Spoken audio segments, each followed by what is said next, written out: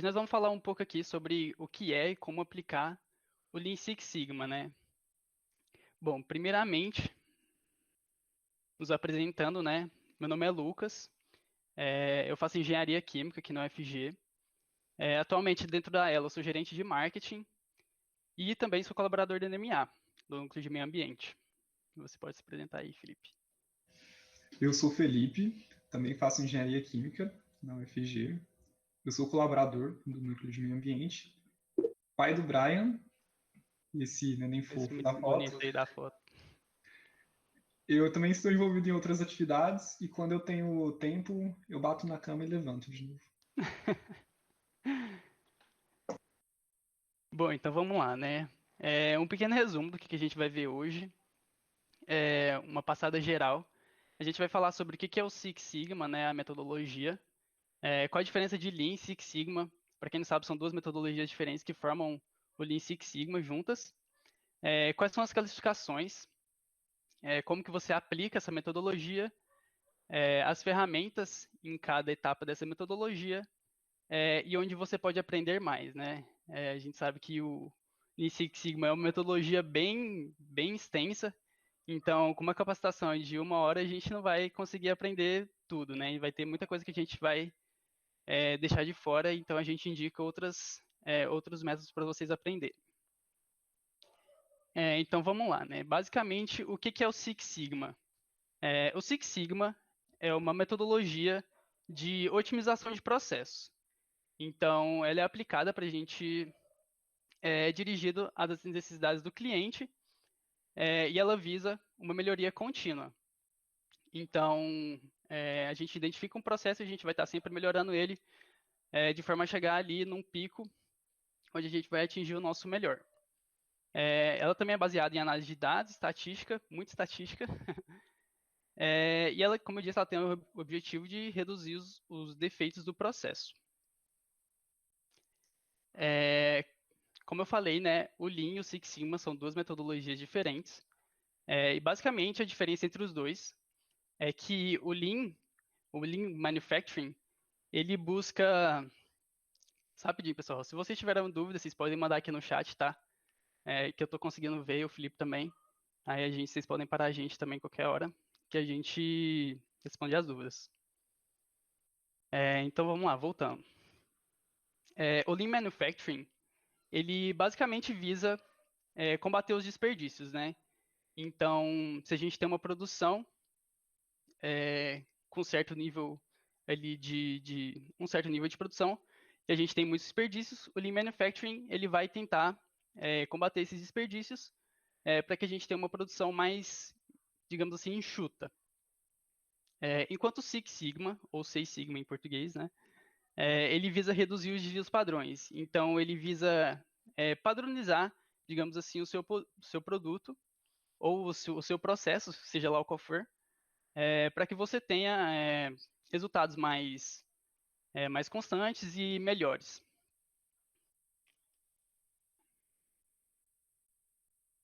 Essa metodologia também, ela conta com diversos níveis assim de conhecimento. Ela vai desde o white belt até o black belt. É a mesma analogia lá das lutas marciais. Então, alguém com o nível white belt na metodologia, ele conhece os fundamentos, ele não é especialista em nenhuma ferramenta e nunca aplicou nenhum, em nenhum projeto, mas assim, ele conhece, ele sabe o que é a metodologia. Já o Yellow Belt, ele já tem um conhecimento um pouco mais aprofundado, ele já consegue aplicar em alguns pequenos projetos, e ele vai participar mais ativamente na melhoria desses projetos. Já o Green Belt, ele é um pouco mais, tem um nível um pouco maior de conhecimento em relação ao Yellow Belt, e as pessoas com esse nível, elas já conseguem aplicar essa metodologia em projetos um pouco mais complexos, é, e ele já é um profissional mais qualificado para conduzir esse projeto de melhoria contínua. Aproveitando que eu estou aqui nesse Green Belt, eu só queria deixar claro aqui que o Felipe, ele é o cara que tá nesse nível, né? Então, Ele é o cara que tem o maior conhecimento aqui. Eu sou um mero aprendiz dele, por enquanto. Ah, ele tá no Yellow Belt, perdão, Felipe. Tá no Yellow Belt. Por enquanto eu sou um mero aprendiz dele. É, Então ele é o cara aqui que manja mais. E finalmente, né, o Black Belt é o cara, né, no caso. Ele vai liderar qualquer projeto, e vai conseguir aplicar a metodologia em diversos ramos da empresa ou em diversos projetos, sejam lá quais forem. Gente, lembrando, qualquer dúvida que vocês tiverem, podem deixar aí no chat. E o Lean Six Sigma, ele é muito baseado no ciclo DMAIC. A gente conhece o PDCA, acredito que a maioria de vocês conheçam o PDCA, e o DMAIC é um pouco semelhante. Segue algumas ideias também, porque são metodologias voltadas para melhoria contínua. O DMAIC vai ser, então, definir, medir, analisar, melhorar e controlar. Na parte de definição, a gente quer entender a necessidade do cliente, definir qual é o nosso objetivo, aonde a gente quer chegar. Na parte de medir, a gente vai coletar dados, e aí entra a estatística, tem muita estatística envolvida. A gente vai coletar dados de como funciona o hoje da empresa, da organização que você está atuando. Na parte de analisar, você vai buscar a causa raiz para depois, na parte de melhorar, você conseguir implementar solução para essa causa raiz. E a parte de controlar é porque nada funciona se deixar solto. Então, a gente tem que fazer esse controle. Pode passar o slide? Então, definir, a gente tem como objetivo definir claramente o escopo do projeto, é o que vai ser feito, o que vai ser entregue, avaliando o histórico do problema, o processo onde ocorre e acordando os principais pontos do projeto através do contrato do projeto. Então, nessa parte de definir, entra também a parte de entender a necessidade do cliente para conseguir fechar um contrato. Aqui a gente tem algumas ferramentas que são utilizadas nessa etapa, que é o contrato, projeto, onde você coloca o escopo também, detalha bem. O mapa de raciocínio, que são algumas perguntinhas para nortear em relação ao objetivo, definição do objetivo. A voz do cliente, como o Lucas falou ali atrás, o Lean Six Sigma é muito voltado às necessidades do cliente. Então, a gente busca entender bem quais são as dores do cliente e para a gente conseguir oferecer a melhor solução. A matriz de escopo, CIPOC, falar um pouquinho melhor do CIPOC depois, e o mapa de raciocínio. O tempo estimado para um projeto de Lean Six Sigma, para essa etapa, são 2 semanas. Mas, lógico, pode variar. Então, falando agora da voz do cliente, como eu disse, é para a gente conseguir entender melhor a necessidade do cliente e a gente separa os clientes em dois: o cliente interno e o cliente externo. Esse cliente interno seria a organização que você está oferecendo o serviço, e um cliente externo seria o cliente dessa organização. Você tem que entender a realidade dos dois. E tem os direcionadores, né? A gente coloca aí as variáveis, para a gente conseguir chegar no CTQ. Pode passar, Lucas. E o CIPOC. O CIPOC é esse diagrama para a gente entender o processo. Em inglês, né, a gente tem o S, que seriam fornecedores, o I, que seriam as entradas, P, o processo, o O, saída, e C, o cliente. Então, a gente tenta entender o processo através desses 5 elementos dentro do processo, para a gente conseguir, de fato, né, definir essa etapa. A gente está definindo qual é o nosso objetivo, qual é o problema que a gente vai resolver, e para fechar um contrato com possível cliente, ou se você já trabalha ali dentro com essa função, você conseguir desempenhar a sua função. Vai lá, Lucas.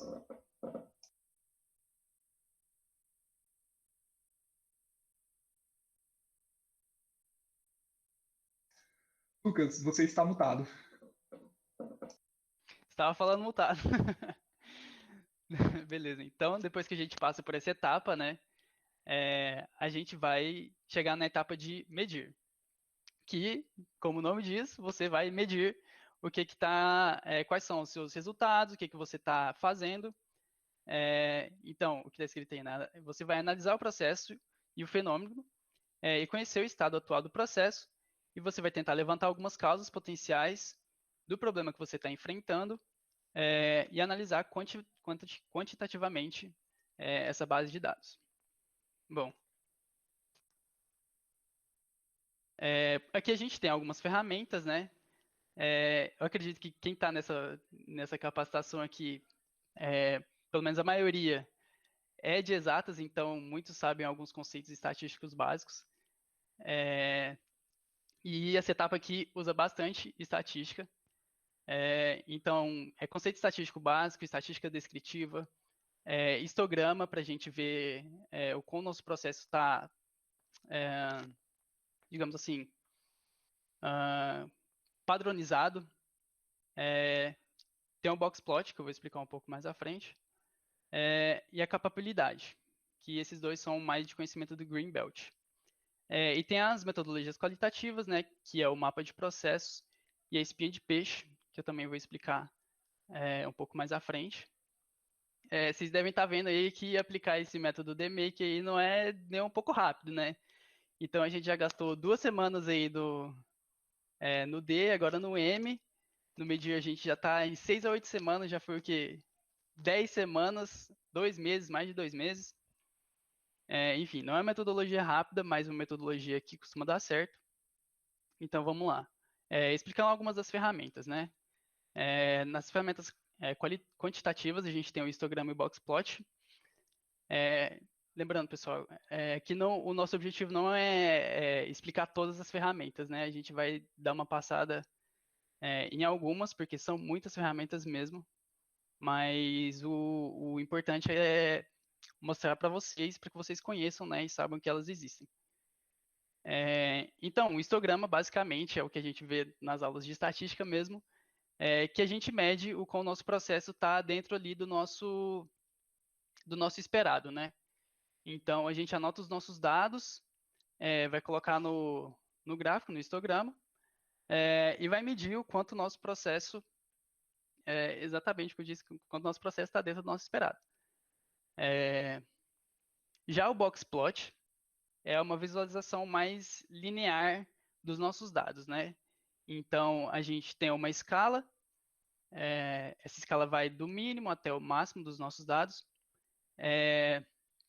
e com esse diagrama aqui a gente consegue medir basicamente o nosso desvio padrão, digamos assim. Então, a gente tem o mínimo dos nossos dados, que é o menor dado que a gente coletou, e o máximo dos nossos dados, que é o maior, sendo que esse outlier aqui é um dado que desviou muito dos nossos outros dados, então ele, tecnicamente, ele é ignorado. E aqui a gente vai conseguir medir basicamente o nosso desvio padrão, para saber como o nosso processo está padronizado, o quão, digamos assim, padronizado, vamos continuar com essa palavra mesmo, quão padronizado está o nosso processo. E uma ferramenta mais quantitativa é a espinha de peixe. A gente já trabalhou bastante com essa espinha de peixe aqui dentro da ela, e é uma ferramenta muito útil, porque ela ajuda a gente a descobrir algumas causas de alguns problemas que a gente possa ter. Então, basicamente, ela funciona da seguinte maneira, né? A gente coloca um problema que a gente tem na cabeça do espinha de peixe. Vocês podem ver que chama espinha de peixe porque ela parece uma espinha de peixe, né? Então, na cabeça, a gente coloca o problema que a gente tem e a gente vai dividir as espinhas do peixe em diferentes, digamos assim, ramos do problema que a gente possa ter. A gente pode utilizar a metodologia do 6M também. Felipe, você me lembra aí quais são os M's? É máquina, mão de obra, tem a questão de metodologias que já foram utilizadas anteriormente. Não lembro exatamente os 6, mas a gente utiliza muito na espinha de peixe também. O Lucas vai falar o porquê. Isso. Aí esses são basicamente é, as nossas ramificações do nosso problema. Então, em cada espinha de peixe, a gente vai definir um, um ramo e nesse ramo a gente vai identificar os possíveis problemas que podem causar o nosso problema base aqui. Então, por exemplo, nessa aqui, o nosso problema base é juros e multas por pagamentos atrasados aos fornecedores, em uma loja qualquer, né? Agora aqui no ramo pessoal, o que pode causar esse problema? Ah, sei lá, dificuldade de manuseio nas telas do sistema, desatenção, capacidade inadequada, turnover, aqui na nota fiscal, informações incorretas, informações incompletas. Então, essa espinha de peixe aqui vai ajudar a gente a identificar a raiz dos nossos problemas, né? É muito mais fácil a gente resolver informações incorretas, por exemplo, do que a gente resolver juros e multas por pagamentos atrasados dos fornecedores. Então, a gente vai ramificar o nosso problema para saber onde que a gente tem que atacar mesmo.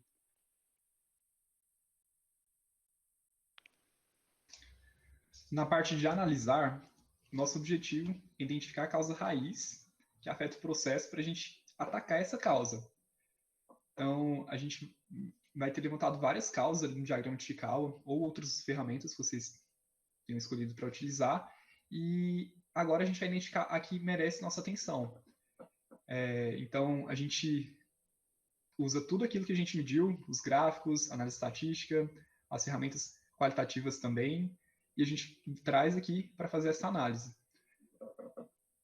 As ferramentas que a gente utiliza aqui. Peraí, Felipe, perdão. Você falou, só complementar o Felipe rapidão, ele falou diagrama de Chikawa, o diagrama é o espinha de peixe também, é outro nome para ele. É verdade, o diagrama de Chikawa é a espinha de peixe.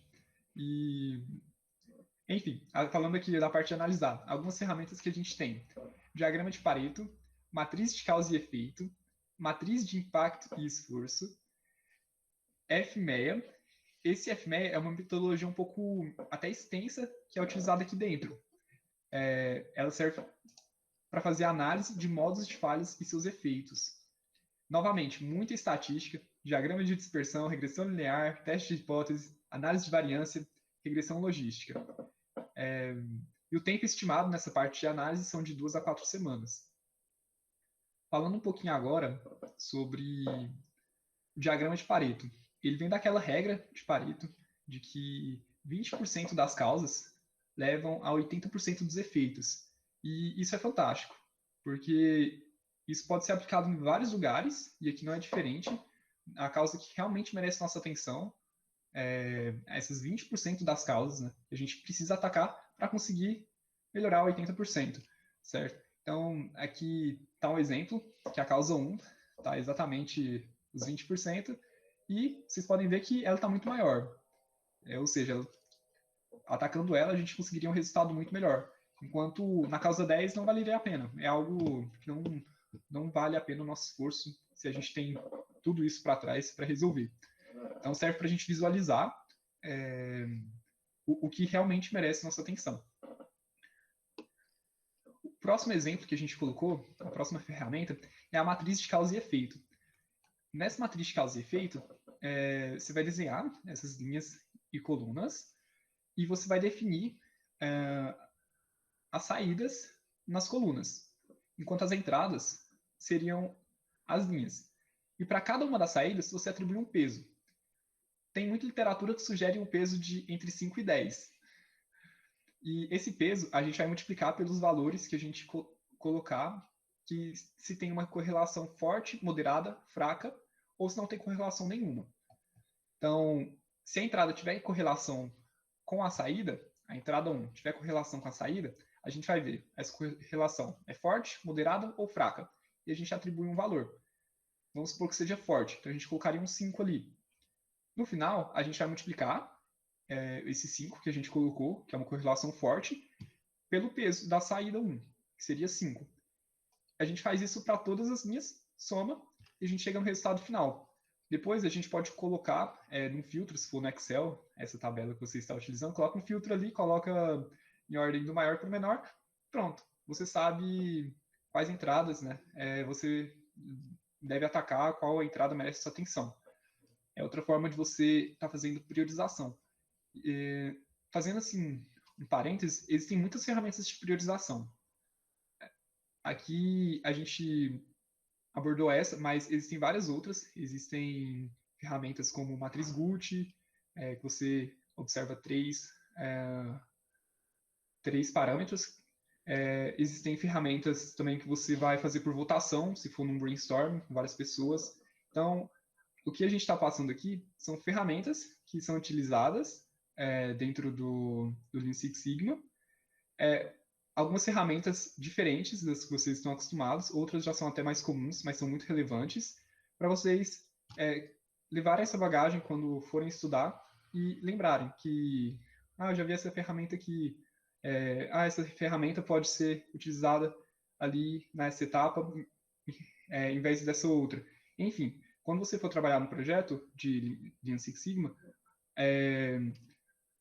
você vai fazer a escolha de qual ferramenta é mais adequada para aquele momento.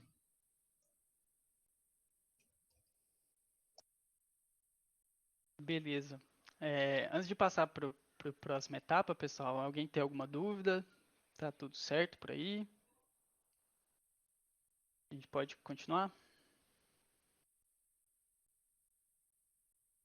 Pode continuar. Beleza. Muito obrigado, Luísa. Beleza. Aí agora a gente chega na terceira etapa do The Make, que é o I. Não, na quarta etapa, perdão, que é o I, de improve em inglês, né? Ou melhorar em português. Que, novamente, é exatamente o que o nome da etapa diz, né? Aqui a gente vai propor, testar e executar algumas soluções para o nosso problema, né? A gente já, então, revisando, né? A gente já definiu qual que era o nosso problema, a gente mediu quais eram os nossos resultados, o que a gente estava fazendo, a gente analisou os nossos problemas e agora a gente vai melhorar. É aqui que entra o ponto-chave do método. Então aqui a gente tem algumas, de novo, a gente tem algumas ferramentas, né, para a gente melhorar. A gente pode fazer brainstorming, né, todo mundo conhece brainstorm, a gente pode se reunir e tentar desenvolver alguma solução para o nosso problema. A gente pode fazer o diagrama de árvore, que eu vou mostrar mais à frente também. A matriz de priorização, que tem várias matrizes de priorização, mas uma que eu recomendo, que eu gosto muito, eu não vou lembrar o nome dela agora, para ser sincero, mas é uma matriz que você divide em um quadrante o que é urgente e necessário, urgente, na verdade, urgente e importante, o que não é urgente é importante, o que não é nem urgente, sim, a matriz Gucci, isso aí, Felipe. O que não é nem urgente nem importante, e o que é urgente, mas não é importante. Então, o seu objetivo com essa matriz é ser diferente? Ixi. Então, expliquei, Felipe, por favor. Não, isso é aquilo que eu comentei. Existem várias ferramentas. A gente tem essa que o Lucas está comentando, que é muito boa. A gente tem a Gucci, que observa outros três fatores. Quando você começou a falar de importante, eu falei, urgente ali, já sei que é.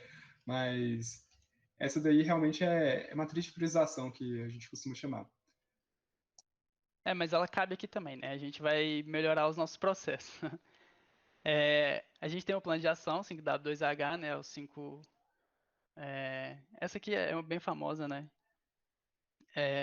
A gente tem o 5S, que eu vou explicar também. O SMED e o Kaizen. E, novamente, o tempo estimado dessa etapa aqui é um tempo bem longo, de 4 a 6 semanas. Então, já deu quanto aí? Já deu uns 5 meses por aí de aplicação da metodologia? Mas vamos lá, né? Uma ferramenta que eu vou explicar aqui é o diagrama de árvore. Ela é um pouco semelhante, assim, Ah, o fundamento é um pouco parecido com o diagrama de peixe lá, mas o objetivo é um pouco diferente. Aqui o nosso objetivo é achar a solução para o nosso problema.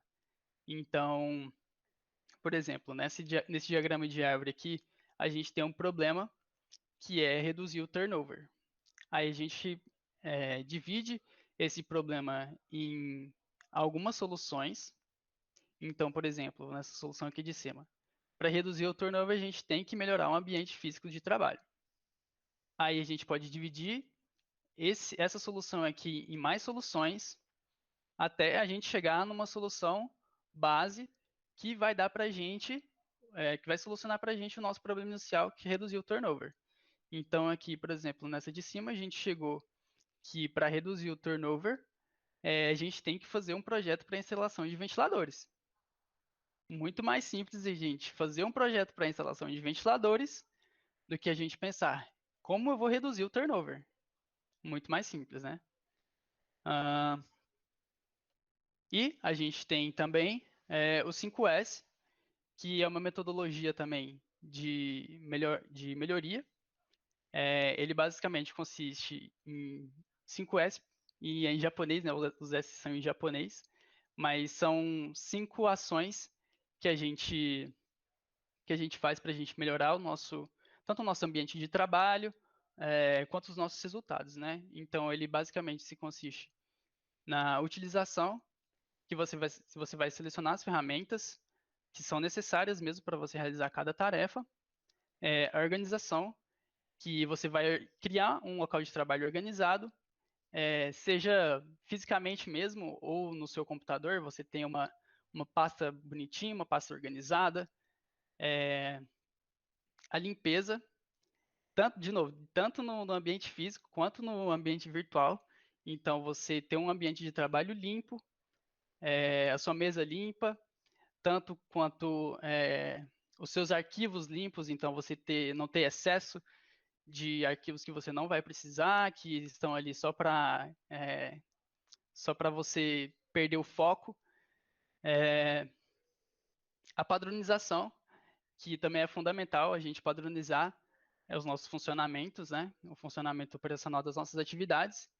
E, por fim, a autodisciplina, né? Que não adianta a gente fazer isso aqui tudo e depois de um mês a gente parar. Então, é a gente criar uma cultura para a gente manter essas ações para que a gente possa continuar melhorando, né?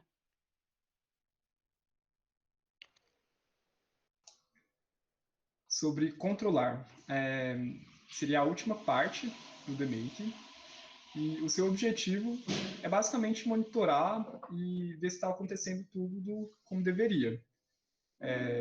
A implementação das melhorias. Então, pode passar? Para controlar, a gente tem algumas ferramentas, cartas de controle, vou falar um pouquinho melhor, estatística, para variar, esse OCAP, Out of Control Action Plan, procedimento operacional padrão, Poka-yoke. O Poka-yoke vem do japonês também. Vocês podem ver que muita coisa vem do Japão, porque se a gente buscar a origem da maioria dessas coisas, vem lá com a Toyota, com o sistema Toyota de produção. Deixar a produção mais simples, mais enxuta. O Lean, né, que é o enxuto. E significa, o Poka-yoke, a prova de erros. É uma metodologia para a gente reduzir os erros durante a produção. Vou falar um pouquinho melhor agora sobre cartas de controle e procedimento operacional padrão. O gráfico de controle, ou carta de controle, eu vou basicamente dispor os dados, como está aí na tela, e eu vou observar também o limite superior, que eu defini lá no início, e o limite inferior. Esse limite inferior e superior pode ser muitas vezes definido como a soma de 1, 2 ou 3 dígitos padrões. E o limite central é onde eu quero buscar deixar toda a minha produção, com, às vezes, no mesmo tempo, se eu estiver olhando o parâmetro de tempo, às vezes, a mesma quantidade diária, se eu estiver observando a produção diária. E esse é o gráfico de controle, carta de controle. Aqui é um exemplo de média de pH, né? Então, mediu o pH lá e observou. Aí vocês podem ver que fica tudo em torno de 7, ali, pH neutro. Agora, sobre procedimento operacional padrão, eu peguei esse exemplo aqui, acredito que a maioria já conheça o termo procedimento operacional padrão.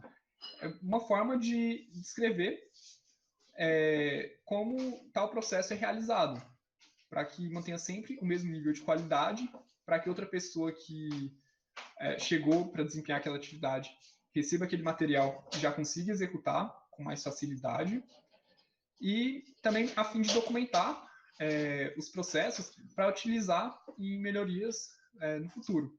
Então é um documento constantemente atualizado também. E eu peguei esse exemplo porque eu acho que ele ilustra bem a ideia do procedimento operacional padrão. Ele traz, inclusive, imagens e mostra, tá vendo os xizinhos? O que está errado de fazer, mostra o que está certo, o que está bom, o que está mediano. E eu acho que isso ilustra muito bem a função de um procedimento operacional padrão, o famoso POP. Então, era isso que eu tinha para falar sobre o procedimento operacional padrão. E agora, aqui eu listei algumas opções, caso vocês queiram aprender mais sobre Lean Six Sigma. Eu peguei 3 referências. A Voito, que é a maior referência no Brasil de Lean Six Sigma. A FM2S, que é a segunda maior referência aqui no Brasil. E eu peguei uma referência internacional. Se você tiver certificado nessa Lean Six Sigma Institute, desculpa o inglês, galera, eu sou brasileiro, só falo português mesmo, não falo inglês. Se você tiver um certificado nela, você consegue reconhecimento internacional e até um Yellow Belt, acho que deve ser muito fácil conseguir emprego. E só um parênteses aqui, nessa do Lean Six Sigma, esse Instituto Internacional, você tá vendo que o preço é bem caro, né? Aí você pensa, eu vou tirar logo um Black Belt, mas ela é acumulativa, você tem que fazer o White, depois fazer o Yellow, depois o Green, depois o Black. Enquanto aqui no Brasil a gente não funciona dessa maneira, na Voito e na FM2S. Você pode chegar fazendo um curso de Black Belt. E eles dão muito apoio, tem muito material. E uma diquinha extra também. Se você quer aprender com a Voito, que é a melhor, minha certificação de Yellow Belt é pela Voito. Eles lançam, em algumas ocasiões, um desconto que pode ficar até gratuito, o Yellow Belt. Aí a duração é limitada também, acho que 2 ou 3 meses ali. Mas para quem tem interesse, é muito bom, recomendo muito ficar de olho, acompanhar a Voito. E a FM2S também, eu não fiz, mas pelo que eu vi, parece muito boa também. É isso sobre mais formas para vocês aprenderem sobre Lean Six Sigma. Se o Lucas quiser complementar ou vocês tiverem alguma dúvida, podem ficar à vontade. Então, rapidão, a gente viu muitas ferramentas, né? É ferramenta demais. A gente pode até ficar perdido, né? No meio de tanta coisa que a gente pode fazer. Então, assim, o ideal é que a gente conheça, né? Saber que exista. Mas se a gente for aplicar todas, a gente vai ficar perdido também, né? A gente tem que ver quais são as melhores para a gente aplicar no nosso processo. E focar naquelas que a gente sabe que vai dar certo, né? Então não adianta nada a gente usar todas as ferramentas e ficar perdido no nosso processo, né? Mas enfim, dúvidas, sugestões, comentários? Não? Bom, pessoal, então é isso. Deu aí quase 40 minutos de capacitação. Tem os nossos contatos. Anotei o WhatsApp do Felipe. Felipe tá solteiro. Nadine! Oi, Nadine! E aí, tudo bem, meninos? Tudo ótimo. Saudades. Tem alguma pergunta? Tem, peraí. Só porque o cachorro tá latindo. O cachorro quer perguntar também. Deixa ele perguntar, pô. Uma dica. Tem curso, nos últimos meses, a Voice está oferecendo o curso de White Belt de graça. E na FM2S tem o curso de Kaizen. Kaizen, eu não sei como vocês preferem falar. Que tem a ver um pouco com essa metodologia, né? De graça também. Acho que é de 8 horas o curso. Legal, muito boa dica. Muito bom, já anota aí, Pessoal. gente. O Kaizen, a gente não comentou, mas ele está dentro do Lean. A gente fala do evento Kaizen, que é para buscar deixar mais enxuta a produção, para melhorar os processos. É bem legal também. E anota a dica aí do White Belt, já é muito bom para aprender com a Voito. E eles sempre soltam. Assim, o de White Belt sempre tá solto de graça. Eu coloquei ali 97, devia até colocar parênteses, é gratuito. No FM2S aqui também é gratuito, né? E tem mais horas de conteúdo também. Bom, mais algum comentário, gente? Felipe, responde aí. O povo quer saber se tá solteiro. Eu tô com o neném, gente. Olha aí na foto. Olha a felicidade Casadíssimo. dele. E por fim, galera, lembrando, para quem também não sabe, o processo seletivo da Elo tá aberto. Então, quem tiver interesse, vou até mandar o link aqui no chat. Um segundinho. David, está com o link mais rápido aí? Não preparei o link, não. Mas, quanto Aqui, eu isso, já preparei. podem ver como é a interface do site. Vocês colocam seu nome, seu e-mail. Um detalhe, gente, um detalhe. A galera sempre se preocupa na hora de fazer o currículo. A gente solta muita dica no nosso Instagram, então corre lá, no nosso Instagram da Elo. E a gente solta dica de como fazer um currículo também, mas não é uma etapa que a gente já corta se você não tiver nada. Eu só entrei na faculdade, acabei de sair do ensino médio, não fiz nada da vida ainda. Não é problema. Se você mostrar interesse durante o processo seletivo, mostrar que é capaz de aprender, de executar o que a gente faz aqui dentro, vocês vão ter muita capacitação para isso também. Se você mostrar a garra, tem muita chance de você passar. Não vou dar certeza para nada. Mas, enfim, fica aí a diquinha de participar do PS para aprender e não focar no PS, não deixar de fazer o PS, na verdade, porque acha que é incapaz. E um detalhe, pessoal. Esse PS aqui, ele está aberto para você entrar nos núcleos, tanto quanto na gerência de marketing, né? Então é um PS aberto para gerência. Então você que quer essa experiência logo de começo assim, então está aberto para você também ir para gerência de marketing logo na inscrição. Mas é isso. Alguma coisa a mais, Felipe? Não, Lucas. Obrigado. Então acho que é isso, pessoal. A gente agradece a participação de vocês. Se tiver alguma dúvida, vou deixar meus contatos aqui de novo. Ó. Se tiver alguma dúvida, pode anotar o contato meu, o contato do Felipe. Essa capacitação está gravada. A gente vai postar ela no YouTube da Elo.